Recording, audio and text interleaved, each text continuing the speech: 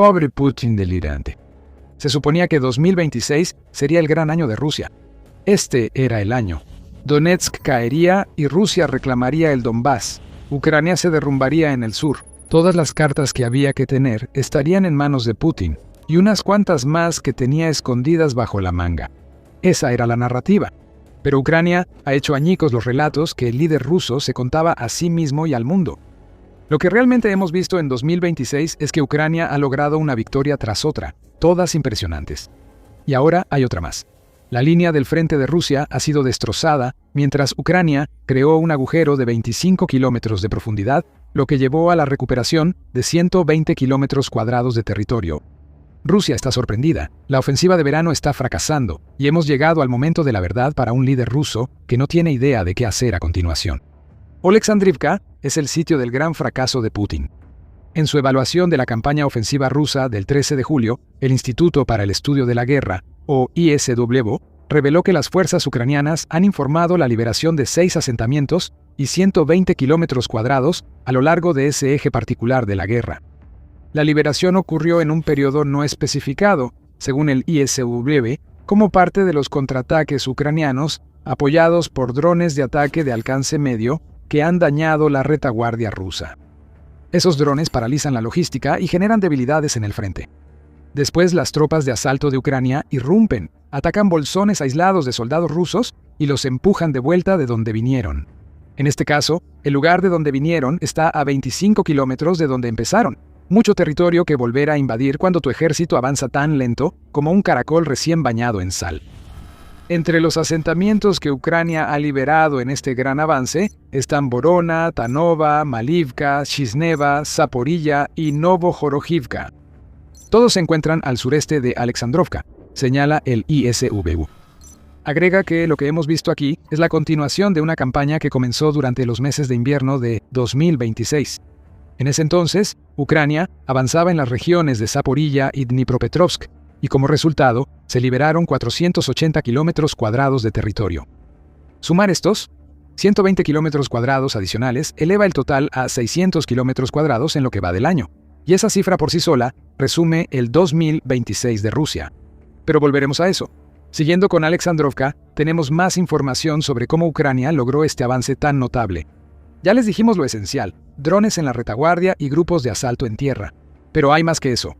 Ucrania desplegó decenas de grupos de asalto, todos viniendo desde la dirección de Velikomihailivka, al mismo tiempo contra las fuerzas rusas en Alexandrovka, informa la cuenta de Army Media en X. A esos grupos de asalto se les proporcionó apoyo aéreo continuo, probablemente con drones FPV. Hicieron un barrido sistemático en el territorio liberado por Ucrania, destruyendo la infantería y a los operadores de drones rusos que habrían intentado detener a los grupos de asalto ucranianos. Al final de este ataque extremadamente bien coordinado, la 120ª División de Infantería de Marina rusa, que era la principal fuerza defensora en las aldeas que Ucrania liberó, sufrió pérdidas críticas. Aunque quizás no fue completamente aniquilada, esa división se volvió prácticamente inútil y se vio obligada a retirarse. Los drones de ataque de alcance medio hicieron su trabajo perfectamente. Apuntaron a Temerivka, una aldea que Rusia convirtió en un importante centro logístico en el sur ocupado. Fuertemente golpeado y bajo control de fuego ucraniano, ese centro fue eliminado. Y para colmo de males, Ucrania también destruyó un punto de reunión de personal utilizado por el Regimiento de Fusileros Motorizados 656 de Rusia en esta aldea. El Regimiento de Asalto Independiente 425 de Ucrania, conocido como Eskalaya, parece haber realizado gran parte de este trabajo. El resultado es simple: 6 asentamientos recuperados, 120 kilómetros cuadrados liberados y un agujero de 25 kilómetros de profundidad en una zona vital de la línea del frente. Pero hay un giro interesante en esta historia. Según el ISW, el Regimiento 425 ha hecho algo interesante. Esta información proviene de un anuncio en redes sociales de ese regimiento. Sin embargo, el anuncio ya no está y el regimiento no ha dado una razón formal. Es un misterio. Parece poco probable que el regimiento mienta sobre sus avances. Eso está mucho más en línea con las artimañas de propaganda de Rusia. Tal vez el alto mando ucraniano ordenó mantener en secreto el agujero de 25 kilómetros creado por el Regimiento de Asalto Independiente. 425. ¿Podría haber algo más planeado además de eso? Puede que lo descubramos muy pronto. La información ya está disponible y múltiples fuentes la reportan. La caja de Pandora se abrió. Para Putin, esta noticia solo confirma lo que él ya sabía desde que Ucrania empezó a contraatacar durante los primeros meses de la guerra. El 2026 no está resultando como Rusia esperaba, por decirlo suavemente. En realidad, 2026 se ha convertido en una exposición catastrófica de la debilidad de Rusia en el campo de batalla y de sus fracasos estratégicos, que se han convertido en un revoltijo pegajoso de informes falsos sobre avances y en intentos desesperados de convencer a la comunidad internacional de que Rusia tomará territorio donde ha estado estancada durante meses o incluso ha sido obligada a retroceder. Esto es solo otro desastre más para echar encima de una pila ardiente de fiascos en 2026, mientras Rusia tropieza de un revés a otro. El informe retirado de Ucrania podría confirmar de forma más directa el territorio liberado y su ubicación, respaldando la afirmación del 12 de junio del comandante en jefe de las Fuerzas Armadas de Ucrania, Oleksandr Syrskyi, de que Ucrania ha liberado 600 kilómetros cuadrados para ese momento. Los números sí cuadran, como dijimos antes. 120 kilómetros cuadrados en Alexandrovka se suman a los 480 kilómetros cuadrados en Dnipropetrovsk y Zaporilla para hacer un total perfecto de 600. Putin se preocupará por ese número, pero lo que realmente le inquieta es que la ofensiva de primavera y verano, que debía derrotar a Ucrania, terminó perjudicando al Kremlin. No es bueno. Desde marzo, cuando empezó la ofensiva, hubo momentos en que Rusia casi se detuvo y otros en que Ucrania recuperó más territorio del que Rusia logró tomar. El ISW tiene las cifras, que ha basado en la cantidad de territorio que se ha confirmado que Rusia ha capturado, en lugar del territorio más la tierra donde Rusia ha metido a un puñado de infiltrados y se ha atribuido una victoria que no ha conseguido. En marzo, Rusia logró avanzar solo 23.04 kilómetros cuadrados. Para un ejército invasor tan grande y supuestamente fuerte como el de Rusia, esa cifra es patética, sobre todo tras la fanfarronería del Kremlin sobre la caída de Donetsk. Lo patético se volvió aún más lamentable en los siguientes 2 meses, pues en abril y mayo, Ucrania liberó más territorio del que Rusia capturó. En abril, Rusia se encontró en números rojos por un total de 116.01 kilómetros cuadrados, según informa el ISPU. Mayo fue aún peor. Rusia sufrió una derrota territorial neta de más del doble de magnitud, terminando el mes con una pérdida adicional de 281.1 kilómetros cuadrados. En junio, hubo una ligera corrección de rumbo, ya que Rusia logró capturar 30.02 kilómetros cuadrados, así que, bien hecho, supongo. Rusia volvió a dar pena, sobre todo porque en junio sus ganancias territoriales fueron menos de una décima parte de las obtenidas en enero, aunque la ofensiva de verano, que debía acabar con todo, ya está en marcha. Todo esto significa que Ucrania básicamente ha logrado llevar al ejército ruso a un punto muerto. Los 600 kilómetros cuadrados que Ucrania ha liberado han jugado un papel enorme para poner a Rusia en una posición donde sus ganancias en toda la primera mitad de 2026 suman apenas 97.22 kilómetros cuadrados. Y se supone que esta es la campaña de verano que va a paralizar Donetsk, donde Rusia todavía tiene que capturar más de 5.000 kilómetros cuadrados. El año 2026 ha sido un desastre para Rusia.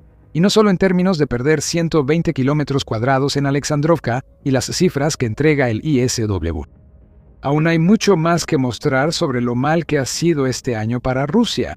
Pero antes de profundizar, esto es un recordatorio de que estás viendo The Military Show. Si estás obteniendo información del canal, entonces suscríbete hoy.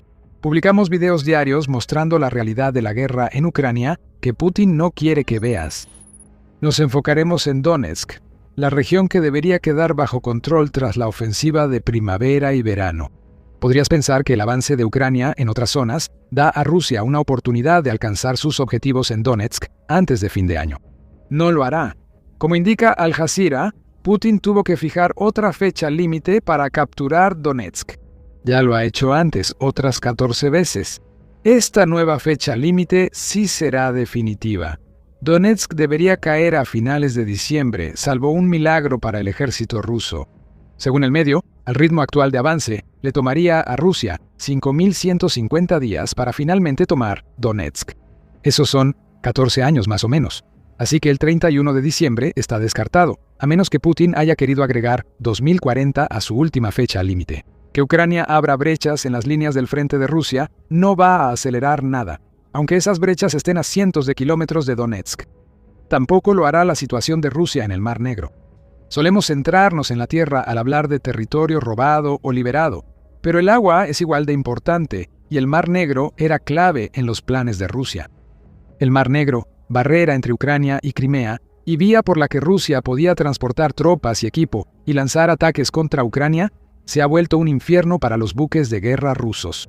Cualquier buque que se atreva a adentrarse en el mar se enfrenta a la posibilidad de que drones y misiles ucranianos lleguen para darles una bienvenida explosiva.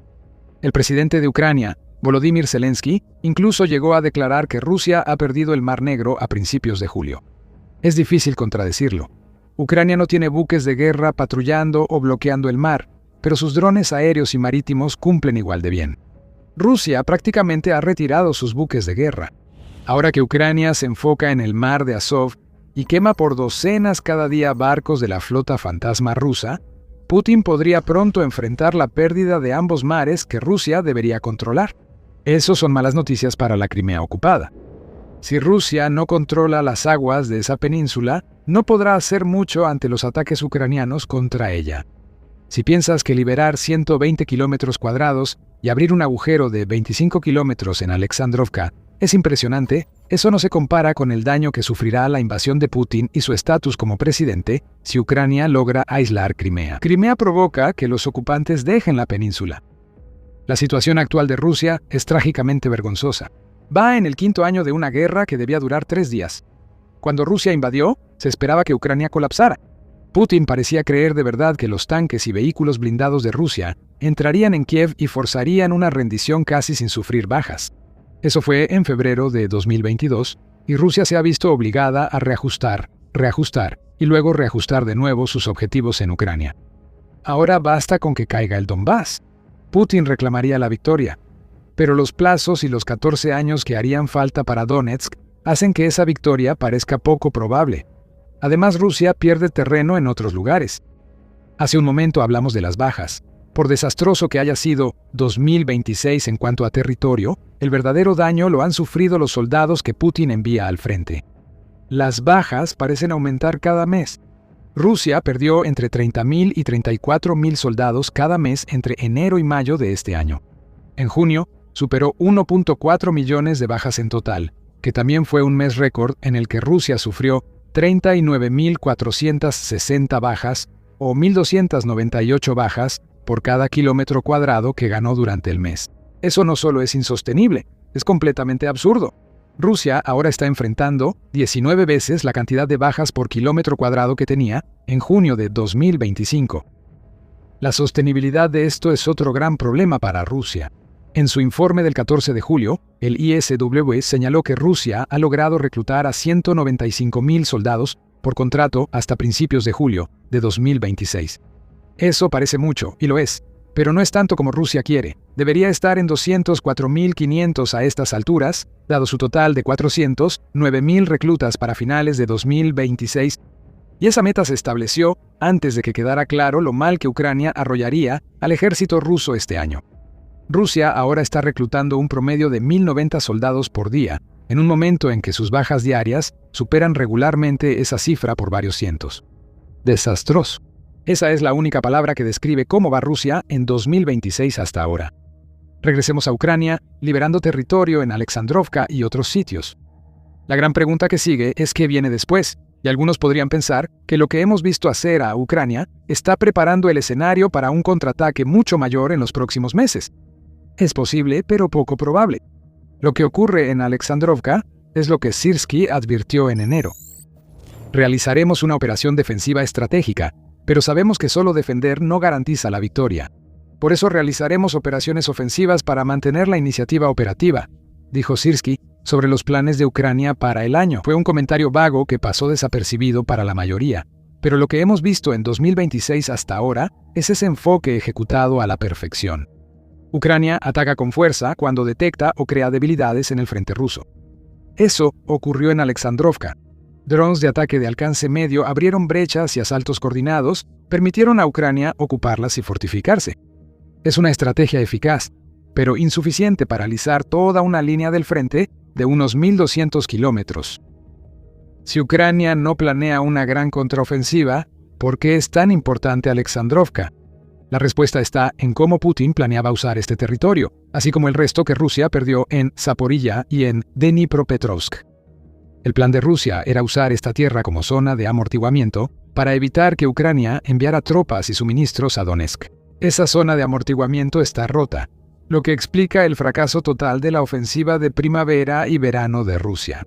Las enormes bajas rusas y el avance insignificante, tan lento que Rusia necesitaría más de una década para tomar Donetsk, todo se puede atribuir a que Ucrania abrió agujeros muy precisos en la línea del frente más al sur. Lo que hace Ucrania funciona, ya que los propagandistas rusos trabajan a toda máquina. El 14 de julio, justo cuando se reveló la ruptura en Alexandrovka, la agencia de noticias rusa TASS informó sobre comentarios hechos por un supuesto experto militar llamado Andrei Morozko. Al referirse a los esfuerzos ucranianos para recuperar territorio en Konstantinivka, Donetsk, Morozko afirmó: en consecuencia, la fase activa de las hostilidades aquí se ha prolongado durante mucho tiempo y todos los intentos del mando ucraniano han resultado inútiles y sin éxito. Además, el mando ucraniano sigue sufriendo pérdidas injustificadas, sin mostrar consideración por su personal, prácticamente lanzándolos a la línea de fuego. Apenas sabemos cómo responder. Si cambias ucraniano por ruso en esa cita, describes exactamente lo que Rusia hace desde hace más de 4 años. Morozko también es audaz al afirmar que Ucrania no va a tener ningún éxito si intenta contraatacar en Konstantinivka. Ucrania ha mostrado la efectividad de sus contraataques. Si lanza una ofensiva es porque detectó una brecha y Rusia está vulnerable. La victoria de Ucrania en Alexandrovka confirma lo que quienes han visto los fracasos de Rusia ya saben. Llegó el momento de la verdad para Putin. Puede que aún no lo sepa, incluso puede ser tan empeñado en ignorar ese hecho que simplemente fingirá que el momento ha llegado. Pero nada de eso cambia que hubo un vuelco total en la dinámica en Ucrania.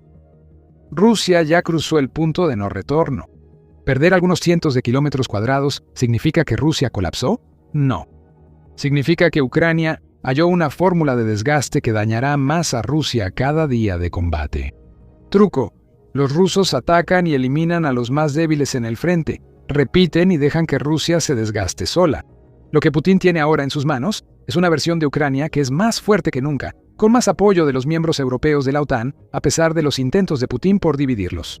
La OTAN, incluido Estados Unidos, ahora parece unida contra Putin y además de las pérdidas en el frente, casi cualquier lugar importante en Rusia es vulnerable a ataques ucranianos en profundidad.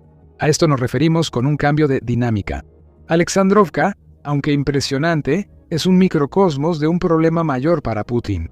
No importa cómo termine la guerra, Putin ya ha perdido. Solo la capitulación total de Ucrania contará ahora como victoria. Incluso eso sería una victoria pírrica, que muestra a Rusia como un pez pequeño cuando antes parecía un titán. Vladimir Putin solo debía no hacer nada para mantener esa imagen de Rusia. Pero él invadió y Ucrania le ha hecho pagar. En ningún lugar es eso más evidente que en el Mar Negro. Ya les hablamos sobre los comentarios de Zelensky antes. ¿Qué tal si profundizamos un poco más? Tenemos un video listo para que lo veas que entra en detalle sobre cómo Rusia perdió el Mar Negro, lo que significa esa pérdida y cómo eso redefine tanto la batalla por Crimea como a Ucrania en su conjunto. Mira ese video a continuación y recuerda suscribirte a The Military Show si quieres ver más de nuestro análisis sobre las últimas noticias de Ucrania. Y gracias por vernos.